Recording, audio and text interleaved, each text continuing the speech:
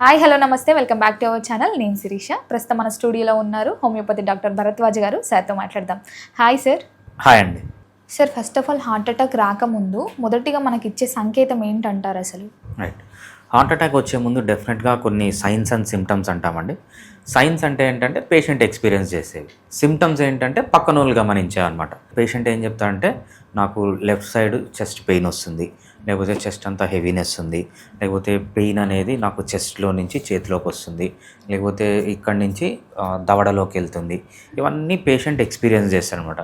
కొంచెం extreme weakness, కొంచెము కళ్ళు తిరిగినట్టు ఉండడము, ఇవన్నీ పేషెంట్ ఎక్స్పీరియన్స్ చేస్తాడు. పక్కన వాళ్ళు ఏం చూస్తారు అంటే బాగా చెమటలు పట్టడము, బాగా వీక్ అయిపోవడం, మనిషి ఓరియంటేషన్ లేకపోవడము, ఇవన్నీ హార్ట్లో వచ్చే ప్రాబ్లమ్స్ అనమాట హార్ట్ అటాక్ వచ్చే ముందు. ఇవన్నీ కాకుండా కొంతమందికి అసలు ఏముండవు, సిమ్టమ్స్, జీరో సిమ్టమ్స్, జస్ట్ ఏంటంటే కడుపులో ఏదో అసిడిటీ లాగా అనిపిస్తుంది, వీళ్ళు పక్కనున్న ఆర్ఎంపీ డాక్టర్ దగ్గరికి పోయి అసిడిటీకి మందులు తీసుకోవడం, ఇవన్నీ చేస్తున్నారు అనమాట. సో ఎటువంటి పరిస్థితిలో ఈ ప్రాబ్లమ్స్ వచ్చినప్పుడు ఇగ్నోర్ చేయకూడదు.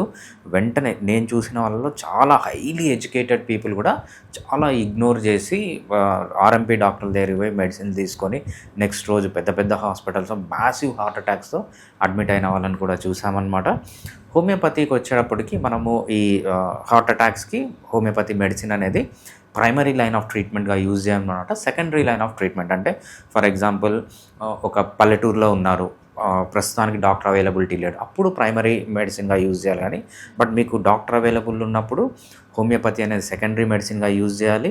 సో అట్లని హోమియోపతి మెడిసిన్ హార్ట్ అటాక్స్లో పనిచేయదని కాదు, చాలా బాగా పనిచేస్తుంది. బట్ ఇంకా కొంచెము హోమియోపతిలో ఈ హార్ట్ అటాక్స్ పైన రీసెర్చ్ జరగాల్సింది ఉంది. సార్, నార్మల్గా కొంతమంది చెస్ట్లో పెయిన్ లేకపోయినా హార్ట్ అటాక్ వచ్చే ప్రమాదం ఉందంటారా?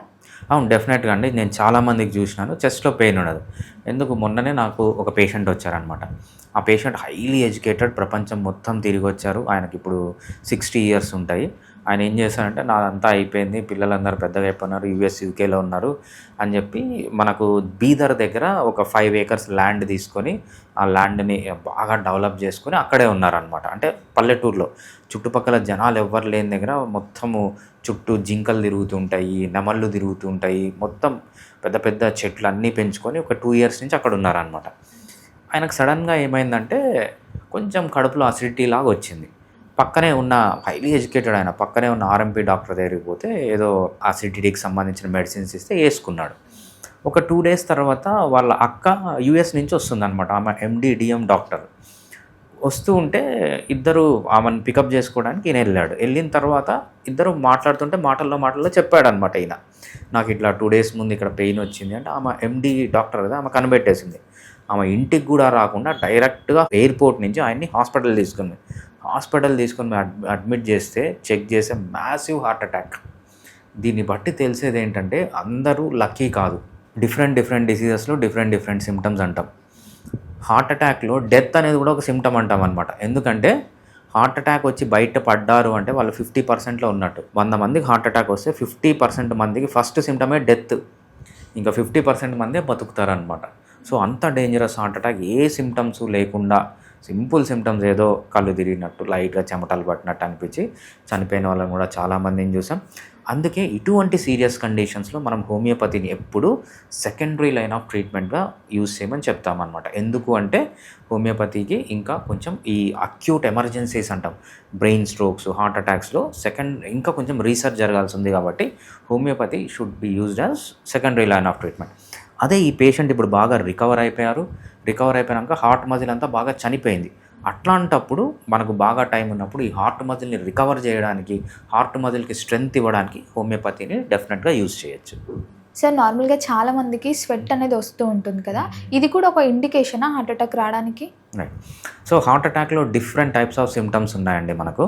హార్ట్ అటాక్లో ఏంటంటే జస్ట్ కళ్ళు తిరగడము, వామిటింగ్ వచ్చినట్లు ఉండడము, కొంతమందికి వామిటింగ్ రావడము, పెయిన్ చెస్ట్లో ఉండడము, కొంతమందికి పెయిన్ కూడా ఉండదు, జస్ట్ హెవీనెస్ ఉంటుంది, కొంతమందికి అబ్డామిన్లో ఏదో డైజెషన్ కాకపోయినట్లు ఉంటుంది, కొంతమందికి చెస్ట్ అనేది లెఫ్ట్ హ్యాండ్కి వస్తుంది, కొంతమందికి చెస్ట్లో నుంచి కిందికి వస్తుంది, చెస్ట్లోంచి బ్యాక్ పోతుంది, దవడకు వస్తుంది అనమాట. దీంతో పాటు అలసిపోయే దాంతోపాటు ఈ చెమటలు రావడం అనేది కూడా కొంతమందికి మేజర్ సిమ్టమ్గా మారుతుంది. కాముగా ఉంటారు, కూర్చొని ఉంటారు, లేకపోతే వీళ్ళు ఏంటంటే పొద్దున వాకింగ్ పోయి వచ్చి ఇంట్లో ఇంటికి వస్తానే వీళ్ళకి ఏమనిపిస్తుంది అంటే బాగా చెమటలు పడతాయి. బాగా వాకింగ్ చేసి వచ్చాం. బాగా వాళ్ళు ఏమనుకుంటారంటే బాగా వాకింగ్ చేసి వచ్చాము కదా, చెమటలు పట్టాయి కదా అని కూర్చొని ఏసీ ఆన్ చేసుకొని కూర్చుంటారు. ఫుల్ చెమటలు వచ్చి వెంటనే డెత్ వచ్చిన వాళ్ళని కూడా మనము చాలా చూసాము. మనం అందుకే అంటాం హార్ట్ అటాక్కి one of the symptoms is death అని మనం చెప్తూ ఉంటాం అనమాట. ఇట్లా చెమటలు వచ్చినా ఏమొచ్చినా కూడా మనం వెంటనే చిన్న చిన్న హాస్పిటల్స్కి పోకుండా మంచి కార్డియాక్ సపోర్ట్ ఉన్న హాస్పిటల్కి, పెద్ద హాస్పిటల్కి వెళ్ళాలన్నమాట. ఎస్పెషల్లీ చెమటలు విత్ ఎక్స్ట్రీమ్ వీక్నెస్, సడన్గా వీక్గా వస్తుంది, కదలడానికి రాకపోవడం, ఈ యాక్సెసరీ సిమ్టమ్స్ మనం ఇందాక చెప్పినవి ఏమన్నా ఉంటే చాలా జాగ్రత్తగా ఉండాలి. బట్ ఈ టైంలో కూడా చాలామంది ఇంట్లో ఉన్న హోమియోపతి మెడిసిన్స్, పక్కనున్న హోమియోపతి డాక్టర్స్ దగ్గరకు వెళ్తూ ఉంటారు. అలా వెళ్ళకుండా హోమియోపతిని మాత్రం ఈ హార్ట్ అటాక్స్లో సెకండరీ లైన్ ఆఫ్ ట్రీట్మెంట్గా వాడాలి, కానీ ఎమర్జెన్సీస్లో అంటే అక్యూట్ ఎమర్జెన్సీస్లో హోమియోపతిని ప్రైమరీ లైన్ ఆఫ్ ట్రీట్మెంట్గా ఎప్పుడూ వాడకూడదు. సార్ చాలా మందికి లెఫ్ట్ హ్యాండ్ పెయిన్ అవుతుంటుంది కొంతమందికి. సో ఇది కూడా మెయిన్లీ హార్ట్ అటాక్ వస్తుందని ఒక ఇండికేషనా? డెఫినెట్గా అండి. హార్ట్ అటాక్ వచ్చినప్పుడు మనం డిఫరెంట్ సిమ్టమ్స్ చూస్తుంటాం. చెమటలు పట్టడము, వామిటింగ్ వచ్చినట్లు ఉండడము, వామిటింగ్ రావడము, లేకపోతే చెస్ట్లో పెయిన్ ఉండడము. కొంతమందికి పెయిన్ కూడా ఉండదు, హెవీనెస్ ఉంటుంది. కొంతమందికి గుండె దడ ఉంటుంది. కొంతమందికి పెయిన్ అనేది దవడలోకి వెళ్తుంది, కొంతమందికి బ్యాక్ సైడ్లోకి వెళ్తుంది, కొంతమందికి కాళ్ళల్లోకి వస్తుంది, కొంతమందికి అబ్డామిన్లోకి వచ్చి జస్ట్ అసిడిటీ లేకపోతే ఏదైనా డైజెషన్ ప్రాబ్లం అనుకుంటారు. One of the classical symptoms చాలామందికి వచ్చేది ఏంటంటే లెఫ్ట్ హ్యాండ్ పెయిన్. ఎందుకంటే మనకు హార్ట్ అనేది లెఫ్ట్ సైడ్ ఉంటుంది కాబట్టి దీన్ని మనం రెఫర్డ్ పెయిన్ అంటాం. రెఫర్డ్ పెయిన్ అంటే ఏంటంటే ఏదన్నా ఒక నర్వ్ డిఫరెంట్ పార్ట్స్కి సప్లై చేస్తుంది అనమాట. డిఫరెంట్ పార్ట్కి సప్లై చేయడం, ఫర్ ఎగ్జాంపుల్ ఒక నర్వ్ ఉందనుకోండి, అది మన హార్ట్ చుట్టూ ఉన్న పెరికార్డియం సప్లై చేస్తుంది, సో మన హ్యాండ్కి సప్లై చేస్తుంది అనమాట. కనెక్షన్స్ అంతా మనకు సర్వైకల్ ప్లెక్సెస్ అంటాం, ఇక్కడ ఉంటాయి. ఈ నర్వ్ ఇక్కడ ఇరిటేట్ అయినప్పుడు ఆ పెయిన్ అనేది వేరే దగ్గర కూడా రెఫర్ అవుతుంది అనమాట. దాన్ని మనం ఏమంటామంటే సైంటిఫిక్గా రెఫర్డ్ పెయిన్ అంటాం అనమాట.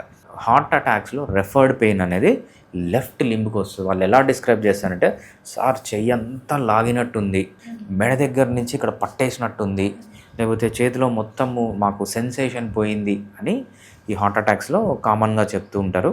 సో ఇటువంటి సిమ్టమ్స్ ఉన్నప్పుడు మనం మెయిన్గా అలోపతిని ఆశ్రయించాలి.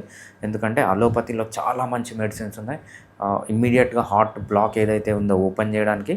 బట్ హోమియోపతిలో అంత ఎమర్జెన్సీగా పనిచేసే మెడిసిన్స్ లేవు, ఉన్నా కూడా దానిపైన ఇంకా రీసెర్చ్ జరగాల్సింది. కాబట్టి హార్ట్ అటాక్ ప్రాబ్లం వచ్చినప్పుడు ఎటువంటి పరిస్థితిలో హోమియోపతిని సెకండరీ లైన్ ఆఫ్ ట్రీట్మెంట్గా వాడాలి. సార్ చాలామంది మెట్లు ఎక్కుతున్నప్పుడు దిగుతున్నప్పుడు స్టెప్స్ మీద వాళ్ళకి బ్రీతింగ్ తీసుకోవడానికి చాలా ఇబ్బంది పడుతూ ఉంటారు, దిగేటప్పుడు కానీ ఎక్కేటప్పుడు కానీ. సో ఇది కూడా ఒక ఇండికేషనా హార్ట్ అటాక్కి? హార్ట్ పని ఏంటంటే మనకు ఏదన్నా పని చేయాలన్నప్పుడు మనకు ప్రతి ఒక్క పార్ట్కి బ్లడ్ సప్లై కావాలి. మనం నడవాలంటే కాళ్ళకు బ్లడ్ సప్లై కావాలి, మనము నడిచేటప్పుడు మన బ్యాక్ మజిల్స్ స్టిఫ్గా ఉండాలి, వీటన్నిటికీ బ్లడ్ సప్లై కావాలి, బ్రెయిన్కి బ్లడ్ సప్లై కావాలి. బ్రెయిన్ నుంచే కదా మనకు మొత్తం సిగ్నల్స్ అన్నీ వచ్చేది. ఈ హార్ట్ అటాక్లో ఏమవుతుందంటే హార్ట్ పంపింగ్ అనేది ఆగిపోతుంది అనమాట. ఎప్పుడైతే హార్ట్ బ్లడ్ పంప్ చేయడం ఈ పార్ట్స్కి ఆగిపోతుందో మొత్తం బాడీలో ఉన్న మజిల్స్కి కానీ బ్రెయిన్కి కానీ ఇంకా వేరే వేరే ఆర్గాన్స్, డైజెస్టివ్ సిస్టమ్, ఏ సిస్టమ్ అన్నా తీసుకోండి, వాటికి కంటిన్యూస్గా బ్లడ్ సప్లై చేసేది మన హార్టే. హార్ట్ ఏంటి, మనం పుట్టినప్పుడు అంటే ఈవెన్ కడుపులో ఉన్నప్పుడు హార్ట్ బీట్ స్టార్ట్ అవుతుంది, చనిపోయేంత వరకు హార్ట్ బీట్ ఉంటుందా. 24 hours పనిచేసే మజిల్ మన బాడీలో ఏదైనా ఉందంటే హార్ట్ మజిల్. అది 24 hours, అది ఒక్క మినిట్ కూడా పని చేయకపోయినా అది డెత్ కింద మనం చేస్తామన్నమాట. ఎందుకంటే 24 hours మన బాడీలో ప్రతి ఒక్క పార్ట్కి ఆక్సిజన్ సప్లై కావాలి, మినరల్ సప్లై కావాలి, విటమిన్ సప్లై కావాలి, కార్బోహైడ్రేట్ సప్లై కావాలి, ఎంజైమ్ సప్లై కావాలి, హార్మోన్ సప్లై కావాలి, ఫ్యాట్స్ సప్లై కావాలి, ప్రోటీన్స్ సప్లై కావాలి. ఇవన్నీ సప్లై చేసేది హార్ట్ మన బ్లడ్ ద్వారా అనమాట. అది కన్నా ఆగిపోతే ఇమ్మీడియట్గా మజిల్స్ అన్నీ వీక్ అయిపోవడము, సో పని చేయకపోవడం, దాన్నే మనము వీక్నెస్ అని చెప్తుంటాం అనమాట. సార్ ముఖ్యంగా యువతికే ఎందుకు ఎక్కువ హార్ట్ అటాక్ వస్తుందంటారు? రైట్, ఇది చాలా మంచి క్వశ్చన్ అండి. మనం చాలామందిని చూస్తుంటాము జిమ్కి వెళ్ళి ఎక్సర్సైజ్ చేసి చనిపోయే వాళ్ళని. చాలామంది ఏమనుకుంటారంటే ఎక్సర్సైజ్ చేయడం వల్ల చనిపోతున్నారు. ఎక్సర్సైజ్ చేయడం వల్ల ఎప్పుడూ చనిపోరండి. యూత్ చేసే మెయిన్ ప్రాబ్లం ఏంటంటే ప్రాసెస్డ్ ఫుడ్ తీసుకోవడం. ఎప్పుడైతే ప్రాసెస్డ్ ఫుడ్ తీసుకుంటుందో, ప్రాసెస్ ఫుడ్లో దట్టు కార్బోహైడ్రేట్, ఎక్కువ కార్బోహైడ్రేట్ తినడము, షుగర్స్ తినడము, జాగరీ తినడము, బెల్లం తినడము, తేనె తినడము, పిండి పదార్థం తినడము, ప్యాకెట్ ఫుడ్ తినడము, ఇదంతా మొత్తం కార్బోహైడ్రేట్. తినేది కూడా మన పొద్దున తింటున్నారు, మధ్యాహ్నం తింటున్నారు, సాయంత్రం, రాత్రి, మిడ్ నైట్, ఎర్లీ మార్నింగ్ బిర్యానీలు, మధ్య మధ్యలో కాఫీలు, టీలు, ఇంత ఫుడ్ తీసుకోవడం వల్ల ఈ కార్బోహైడ్రేట్ అంతా లివర్లోకి వెళ్ళి లివర్లో కార్బోహైడ్రేట్ రెండుగా కన్వర్ట్ అవుతుంది. ఒకటి ట్రైగ్లిజరైడ్స్ అంటాం, ఒకటి కొలెస్ట్రాల్ అంటాం. ఈ ట్రైగ్లిజరైడ్స్ కన్వర్ట్ అయింది మన స్కిన్ కింద, అబ్డామిన్ కింద డిపాజిట్ అయ్యి ఒబేసిటీ ఇస్తుంది. ఏదైతే కొలెస్ట్రాల్ లా కన్వర్ట్ ఉందో అది హార్ట్లోకి వెళ్ళి, లేకపోతే కిడ్నీలోకి వెళ్ళి, లేకపోతే బ్రెయిన్లోకి వెళ్ళి బ్లాక్ చేసి హార్ట్ అటాక్స్ తీసుకొని వస్తుంది అనమాట. యువతకు వచ్చే మెయిన్ రీజన్ హార్ట్ అటాక్ దేనికి అంటే 100 మందిని తీసుకుంటే 99 మందికి హార్ట్ అటాక్ రావడానికి రీజన్ ఏంటంటే ఎక్సెసివ్ కార్బోహైడ్రేట్ తినడమే దీనికి రీజన్ అనమాట.